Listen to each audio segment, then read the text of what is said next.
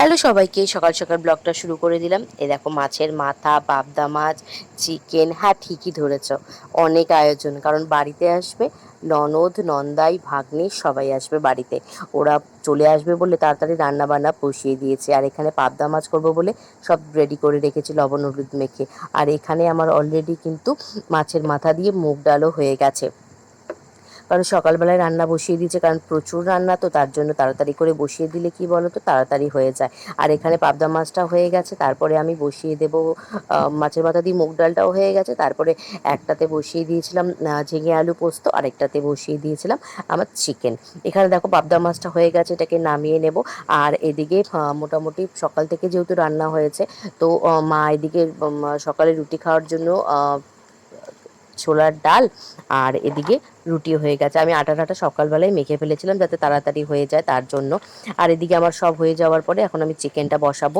আর এদিকে আলুগুলো একটু ভেজে নিচ্ছি, যেহেতু আলুগুলো আজকে অনেক বড় বড় করে কাটা হয়েছে। আর চিকেনের আলু কিন্তু একটু বড় খেতেই ভালো লাগে, তাই না? তো তার জন্য আমি ঢেকে ঢেকে আলুগুলো ভেজে নিচ্ছি যাতে ভালো মতো সেদ্ধ হয়ে যায়। আর এখানে মোটামুটি পোস্তটাও দেখলাম হয়ে গেছে, ঝিঙে আলু পোস্তটা। আর এখানে এইটুকু রান্না করার পরে আর ওদিকে শাক হয়ে গেছে। তারপরে আরেকটা তরকারি বানিয়েছিল মা, সেটাও হয়ে গেছে। তো এখন এগুলো মোটামুটি চাপা ঢাকা দিয়ে যাব একটু খেতে। এখনো পর্যন্ত 12টা বাজে, তখনও পর্যন্ত আমি বা শাশুড়ি কেউই কিছু খাইনি। তো মোটামুটি এদিকে দেখো ঘরটারও গুছিয়ে দিয়েছি। তো মোটামুটি সবারই খাওয়া হয়ে গেছিলো বাড়ির, আমার শুধু বাকি ছিল। এখানে মা খেতে বসে পড়েছে সকালবেলা, আর এখানে আমি খেতে বসে পড়েছি। মা বলছে আগে খেয়ে নাও, তারপরে ভিডিও বানাও। আমি বলছি না, আগে আমি করে নিই, তারপরে খাবো। কারণ খেতে গেলে পরে দেখবে রান্নারটাই কমে যায়। আর রান্নাটা করে খেলে পরে মনে হয় কি না, একদিক দিয়ে নিশ্চিন্ত যে রান্নাটা হয়ে গেল। কারণ তারপরে ওরা চলে আসলে পরে তখন গল্প গুজবের জন্য আর কিছু হয় না।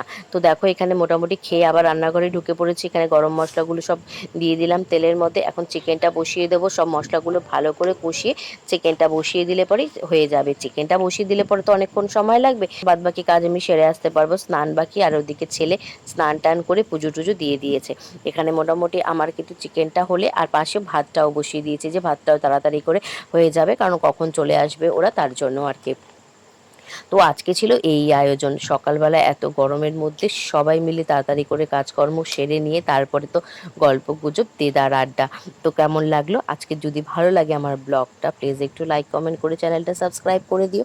আর সবাই কিন্তু আমার সাথে থেকো, পাশে থেকো। আর এই দেখো এখানে মশলাটা কিন্তু খুব ভালো মতো কষানো হয়ে গেছে। আর এখানে চিকেনটাও কিন্তু ফুটে উঠেছে।